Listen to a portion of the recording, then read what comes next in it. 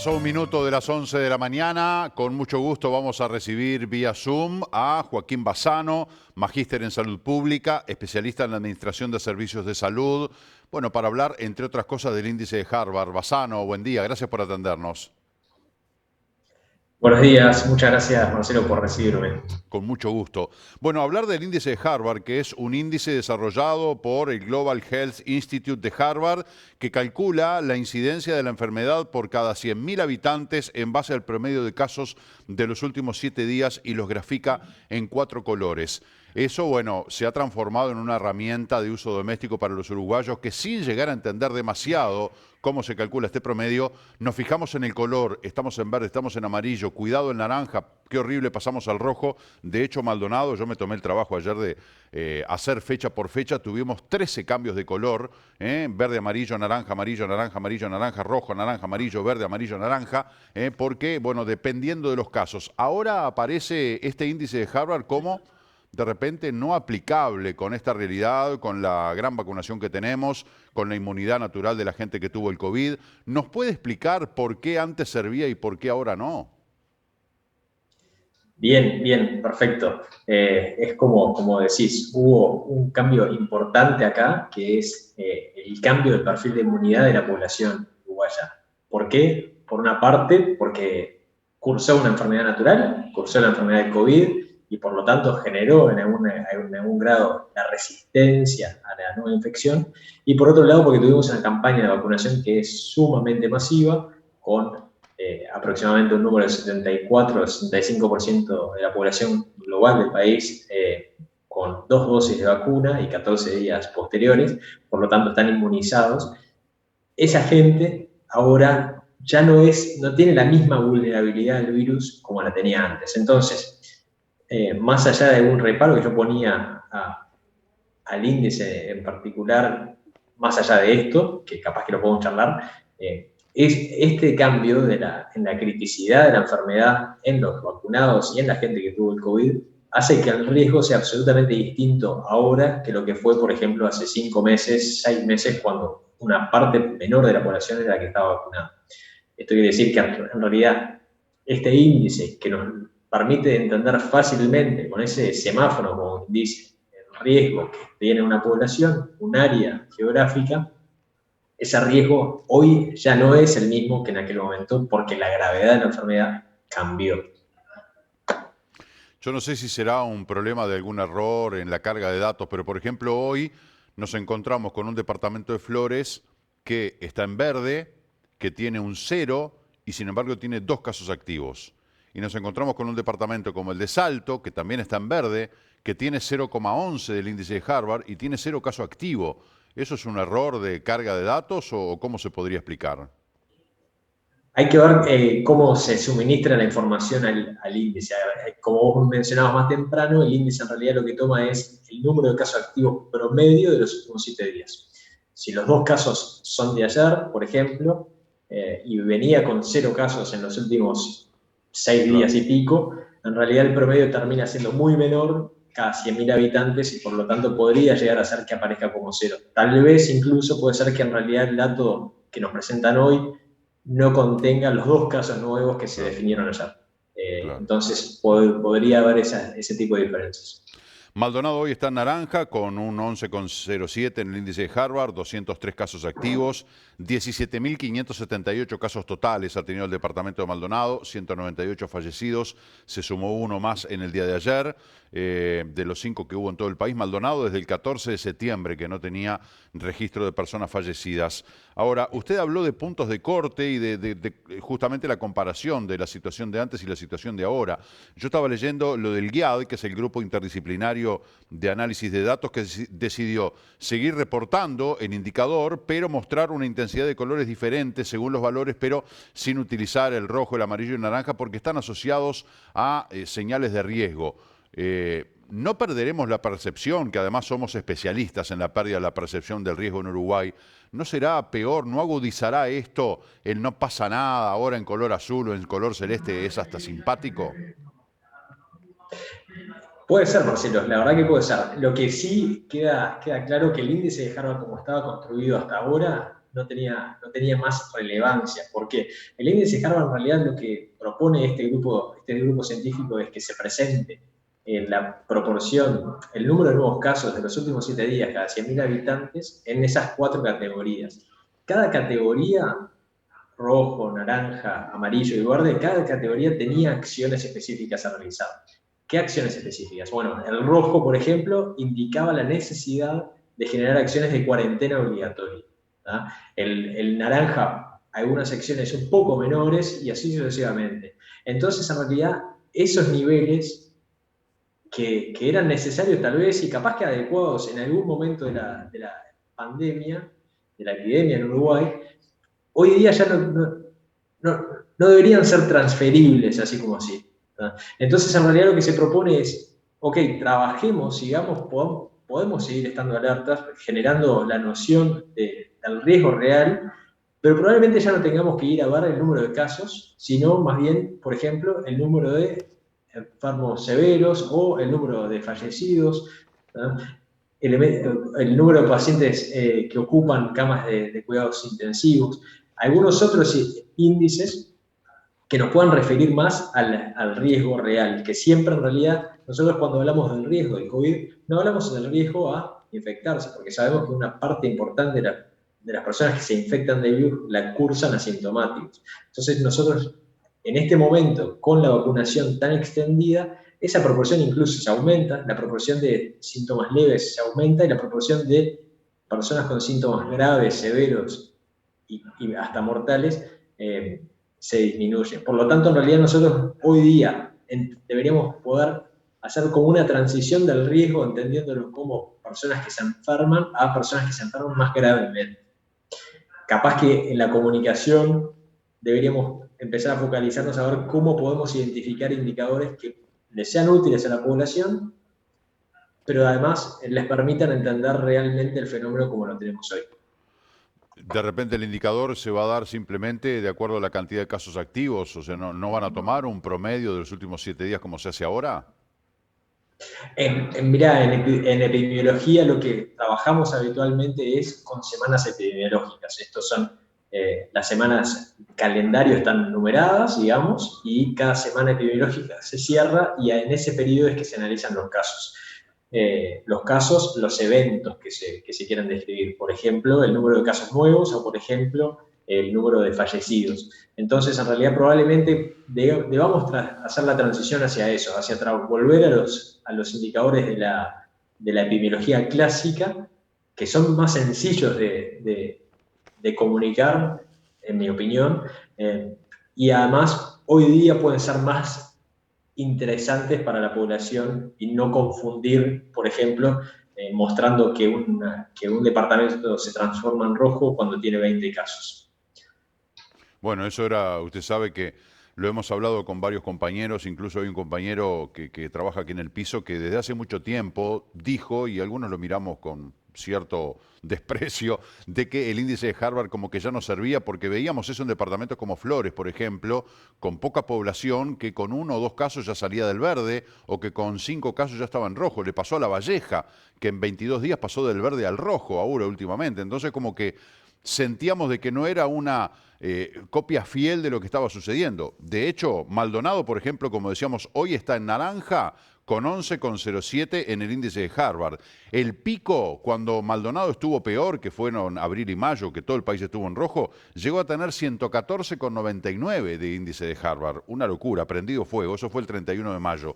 Como que de repente el tema de los colores, por 1 o 2 casos más, pasamos de franja dependiendo del departamento, ¿no? Porque algunos necesitamos más casos para pasar de color que otros, pero bueno, en definitiva, ¿cuándo se va a empezar o se empezaría a aplicar este cambio, Bassano? ¿Usted tiene conocimiento de eso? Yo lo que he escuchado del ministro de Salud Pública en conferencia de prensa hace algunos días es que el ministerio está trabajando en pasar hacia otros sistemas de monitoreo y de análisis de la realidad y de los protocolos en base a otros índices y seguramente lo empecemos a ver en el correr de los días y de estos meses. En este momento el Uruguay está haciendo esa transición, estamos viendo una etapa que salimos de una epidemia bastante crítica, la vacunación masiva ha logrado controlar la enfermedad, sobre todo la enfermedad grave, la enfermedad mortal, y en ese sentido es que probablemente nosotros también tengamos que adecuarnos a cómo analizamos la realidad y a cómo generamos los protocolos y los cambios de nuestra vida normal que estábamos acostumbrados para adaptarnos a este nuevo contexto. Se lo pregunto como magíster en salud pública. ¿Usted sabe cuánto dura la inmunidad de la vacuna? Yo me animo a decir que nadie la sabe completamente hoy. Eh, Hoy día estamos analizando los datos y no nosotros, ¿no? Sino yo estoy siguiendo la lectura de gente que tiene gran experiencia en esto, y se publican en revistas internacionales, y no hay datos específicos de buena calidad con respecto a la duración de la efectividad. Hoy sí lo que sabemos es que la vacuna sigue siendo efectiva en buena medida para las diferentes variantes y para, sobre todo para las enfermedades graves y mortales, ¿no? De acuerdo a algunos estudios observacionales de no tan buena calidad, porque tienen algunos sesgos que influyen y bajan un poco la capacidad de extender ese resultado a toda la población. Algunos de esos estudios de no tan buena calidad dicen que hay una disminución de la efectividad, sobre todo posibilitando casos de enfermedad, pero leves y moderados. No tanto, no se ve afectado sustancialmente la enfermedad severa mortal. Evidentemente, Es, es, eh, perdón, sí, dígame. no, es algo que lo vamos a seguir viendo en la medida que transcurra el tiempo. Esto, los grupos científicos internacionales, independientes, los que están asociados a las vacunas, están analizando esto, pero bueno, el análisis como es en vivo, digamos, va a requerir el tiempo. Imaginemos que hoy en realidad tenemos 11 meses de vacunación aproximadamente en el mundo. Las primeras personas que se vacunaron solo tienen 11 meses de dos dosis encima, digamos. Entonces, encima de estas primeras personas son poblaciones bastante especiales porque fueron priorizadas personas inmunodeprimidas, personas mayores, por lo tanto, en realidad, los resultados de esa inmunidad capaz que no se pueden extender a toda la población. Por ejemplo, no es lo mismo vacunar a una persona con una inmunodepresión severa que a un adulto joven. Entonces, esto lo vamos a ir aprendiendo en la medida que vaya pasando el tiempo y podamos generar los datos con más rigurosidad. En principio, la información es alentadora. Decía que es incuestionable el efecto de la vacuna, ¿verdad? Eso nadie lo puede cuestionar, ni negar, ni poner en telejuicio, porque la vacuna logró ponerle un freno a la cantidad de contagios, a la gravedad de los casos. Los números acá en Uruguay lo marcan claramente. Es como que yo tengo un dolor de pie, ¿qué puedo tomar? Encuentro un medicamento, listo, me calmó el dolor. Ahora, el tema es cada cuánto tengo que tomar ese medicamento para mantenerme sin dolor, porque se había hablado de 6 meses, ya todos estamos mirando, uy, che, ya hace 6 meses que me di la segunda dosis, bueno, y a ver cuánto hace que te diste la de refuerzo. Y bueno, hace 3, me quedarán 3 meses más de inmunidad, porque ahora leemos también que quienes tenían el programa de vacunación con las 2 dosis de Sinovac realmente no estaban inmunizados totalmente, necesitaban cruzar con una dosis de Pfizer, que es lo que se está haciendo ahora. Vale decir que yo no sé si es información nueva que va surgiendo o es información que se tenía y no se dio a la población, pero estábamos todos tranquilos con 2 dosis de Sinovac, que fue la mayoría de la población. Hoy están 50 y 50, ¿no? Más alguna AstraZeneca, entre Sinovac y Pfizer, las vacunas que se han dado en Uruguay. Pero quienes nos dimos Sinovac porque nos tocaba Sinovac, estamos tranquilos que con 2 dosis estamos inmunizados. Ahora dicen que no, que con las 2 dosis es insuficiente, por eso necesitamos la tercera dosis. El tema es que nos da un poco de temor decir, bueno, yo más tardar en febrero, marzo, cumplo 6 meses de la dosis de refuerzo. ¿Seguiré inmunizado o caeré de vuelta en ese riesgo de que si caigo con COVID o contraigo COVID, puedo terminar en un CTI intubado o me puedo morir? ¿Qué es lo que evita la vacuna? No evita el contagio, evita la gravedad de la enfermedad. Uh-huh. Los análisis, primero Marcelo, la verdad que no conozco la referencia esta que haces sobre la disminución de la efectividad de la Sinovac. Me queda pendiente eso, poder contestártelo. Pero sí lo que hay es evidencia que tanto las vacunas con el soporte de ARN mensajero, como la Pfizer y Moderna, como vacunas de los soportes tradicionales, que se incluye allí la AstraZeneca, logran perfiles de inmunidad bastante positivos. Son muy buenos y mantenidos a lo largo del tiempo. Y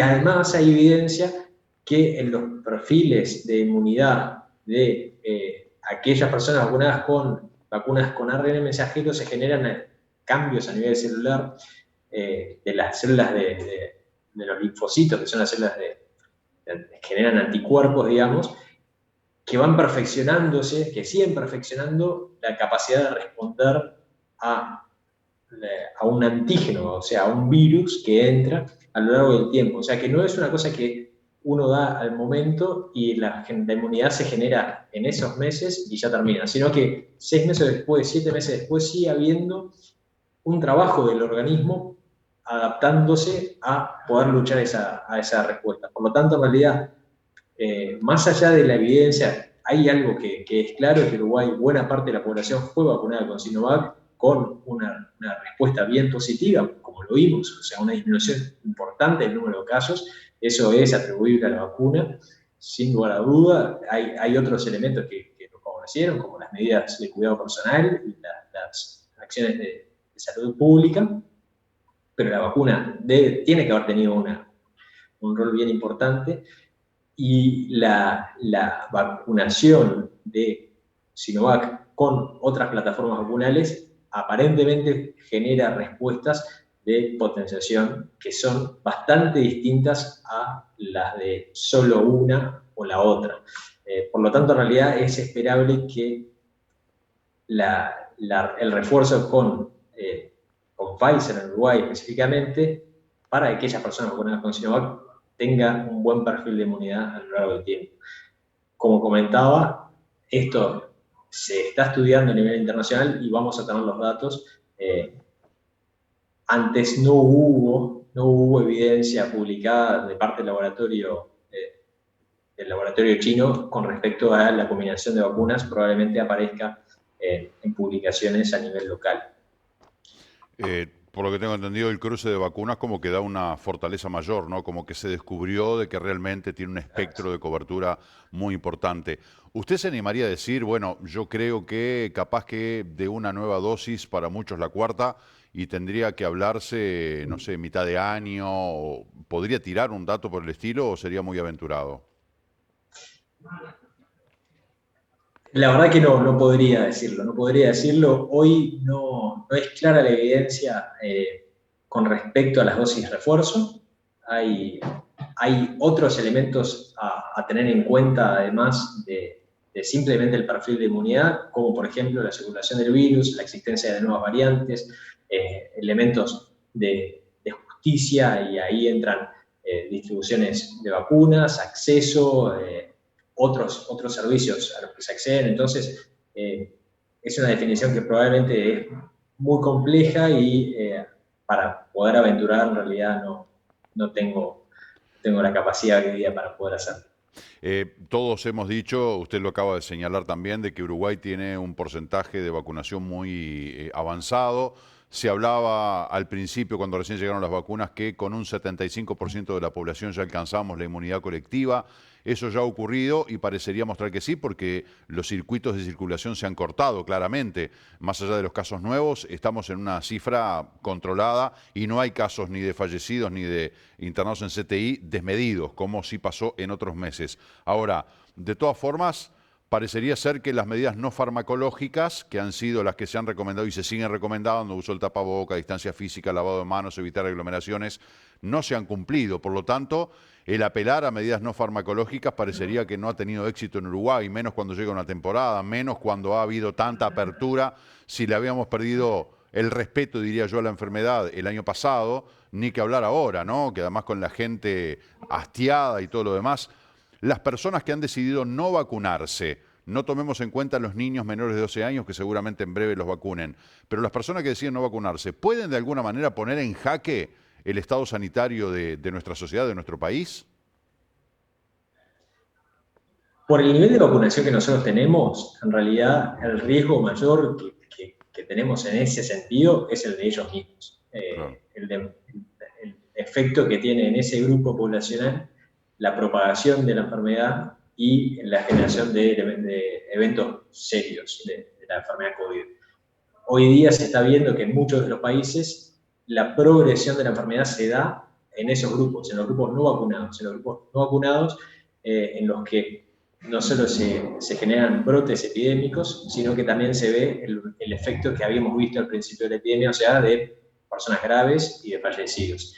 Entonces, en realidad, capaz que como una recomendación para aquellos que no se han vacunado, hay vacunas disponibles, los invitamos a vacunarse porque se ha demostrado que es una herramienta que disminuye riesgos sustancialmente. El perfil de seguridad de las vacunas es muy bueno y por lo tanto en realidad el beneficio termina siendo neto. Yo creo que la gente ahora está viendo que realmente no nos dan, porque hubo algunos casos muy puntuales de algunas trombosis, situaciones absolutamente excepcionales que se pueden dar con otras vacunas, pero en general hemos visto que no hay efectos secundarios de gravedad realmente, que los estudios de campo que se hicieron con esas pruebas masivas, las terceras etapas, las terceras fases, realmente están dando efecto. Queda todavía aquello de si no será que Bill Gates ahora va a controlar a la humanidad porque tiene, o si se me pegan las cucharas, todos esas versiones un tanto apocalípticas y surrealistas todavía están flotando por allí, pero evidentemente la vacuna nos genera una gran protección y no tiene segundas consecuencias, de manera que está bueno que la gente se vaya a vacunar porque, como usted dice, las vacunas están, los vacunatorios están, el personal está, es solamente que vayan y pongan el brazo para adquirir esa inmunidad. Pero bueno, veremos si de repente alguna variante que puede ingresar, capaz que prende en esa gente no vacunada y se puede llegar a generar alguna circulación colectiva, en fin, como que también quienes estamos vacunados y protegemos a nuestras familias, consideramos que es una actitud, están en su derecho legítimo, pero que también es una actitud egoísta en cuanto a pensar en una comunidad, ¿no? De vivir en comunidad. Hay un tema social de entender que la salud pública lo que trabaja es sobre la comunidad y nos entendemos como miembros de esa comunidad y por lo tanto las acciones que nosotros tomamos para nosotros también tienen un efecto sobre el otro. Llámese vacunarnos o llámese manejar alcoholizado o de otro tipo de decisiones que tomamos. O sea que todas nuestras decisiones van a tener un efecto social. El efecto de la vacuna es claro. De todas formas, también me gustaría apañar un poco esto de la culpabilización de todo sobre el no vacunado, que entiendo que tiene una razón, pero también tenemos que tener en cuenta que, por ejemplo, una nueva variante podría también llegar a escapar el perfil de inmunidad que nos genera Claro. la protección que tenemos actualmente a los vacunados. Por lo tanto, en realidad, hoy sabemos que los vacunados también se pueden contagiar y pueden contagiar en menor medida, tanto se contagian como en menor medida también contagian, pero posiblemente podamos llegar a ser vulnerables a una nueva variante. Por lo tanto, en realidad, no caería solo sobre ellos ese riesgo, sino que también caería sobre el resto de la comunidad. Esto, también pensando, por ejemplo, aquel caso de los chiquilines que vinieron de Miami a Durazno y se los fue a buscar a la casa porque habían estado con COVID.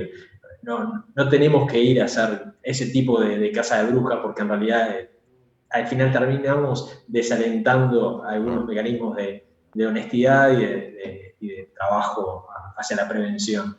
Sin duda, coincido con usted en que no es solamente mirar al grupo de las personas no vacunadas que están en su derecho, porque la vacuna no es obligatoria y por lo tanto mi derecho es absolutamente genuino. Estamos de acuerdo, no hay que tampoco estigmatizarlos, pero la población vacunada ve a los que no se vacunan como el peligro en primer lugar para ellos, ¿no? Pero eventualmente si llegara una variante también podría complicarnos a todos. Pero en definitiva, como dijo usted al comienzo, quienes corren más riesgo de tener problemas son los que deciden no vacunarse. Bueno, entonces supongo que por allí capaz que la conciencia les golpea la puerta.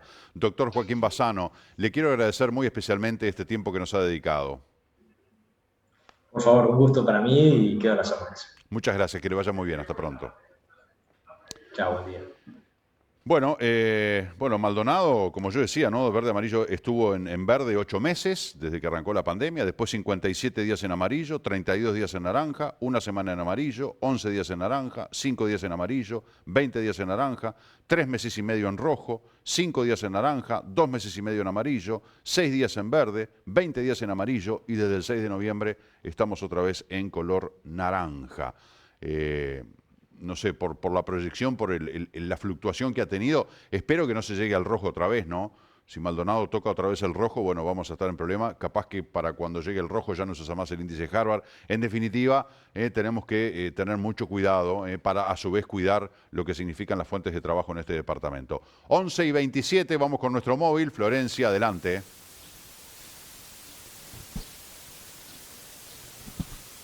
Marcelo, ¿qué tal? ¿Cómo estás? Muy buenos días para vos y toda la audiencia, porque no habíamos llegado a saludarnos, estábamos en la plaza San Fernando para saludarlos, pero tuvimos un tema de conexión, pero aquí ya estamos dentro del paseo San Fernando, porque como les habrán enterado o no, pero si no, es la noticia sin duda, porque hay un paseo espectacular que se está realizando. Finalmente comenzó la 18ª edición de la Feria del Libro de Maldonado. Estamos aquí con Jorge Céspedes, director de Cultura de la Intendencia. Bueno, me imagino con mucha emoción, ¿no?, de poder volver a realizar esta feria a nivel presencial también.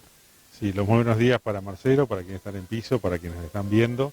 Decirle que sí, es un grato momento, nos congratulamos de la edición de Cultura, que nuevamente empieza a cerrarse el círculo entre los creadores literarios, las editoriales y los libreros y los lectores.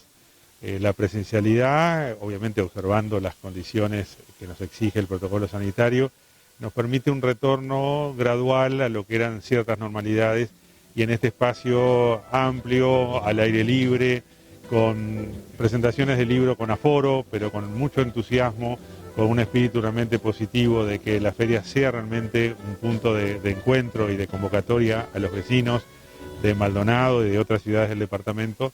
Bueno, nos permite de alguna forma retornar esa rueda de actividades culturales que creo que era necesaria para toda la comunidad.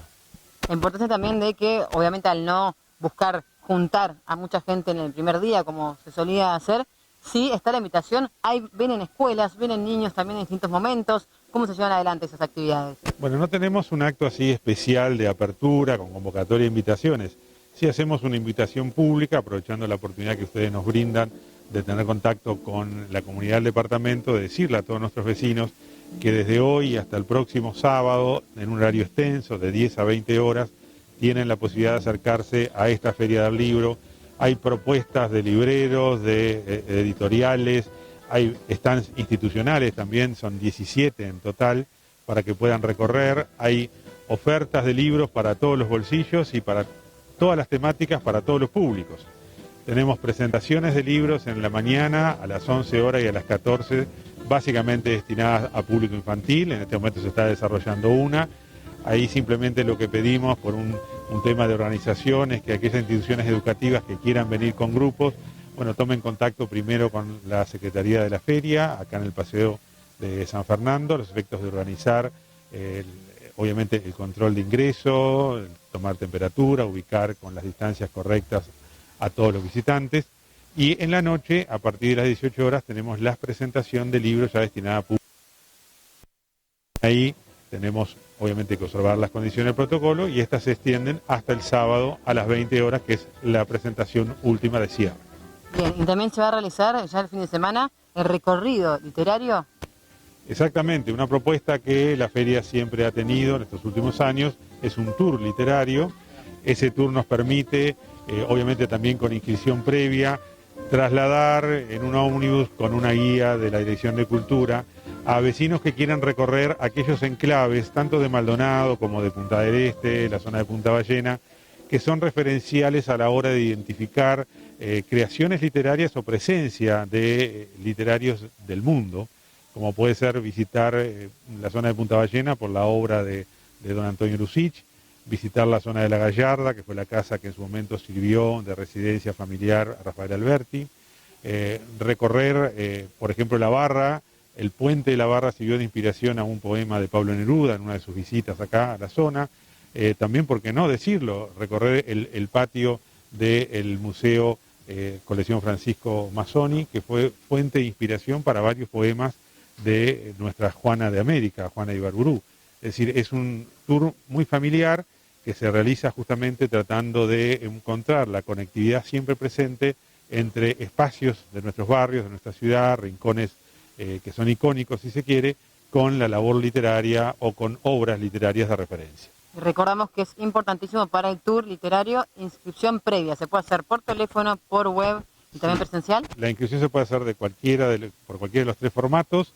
Lo que sí requerimos, no solo por una capacidad locativa que tiene el Omnibus, sino también para tener los datos previos y que los protocolos nos exigen un listado con identificación de aquellos que sean partícipes de esta experiencia sensible.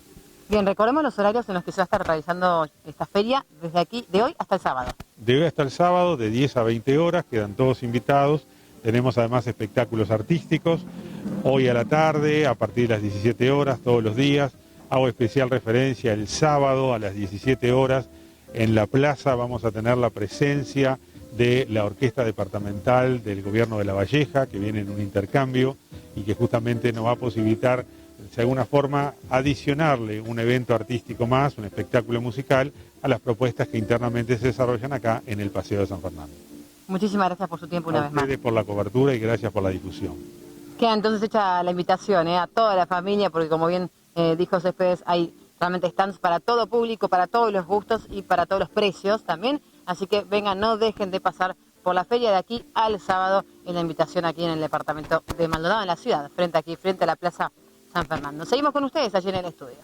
Impecable, Florencia, y bueno, te saludo como corresponde porque es verdad, digo, todavía no habíamos conversado, no les habíamos dado la bienvenida, así que lo hacemos ahora a ti y a Santiago Muriá, que hoy está trabajando contigo, así que bueno, bienvenidos, buena jornada para los dos. Gracias al profesor Jorge Céspedes por, bueno, toda esta información que nos ha brindado.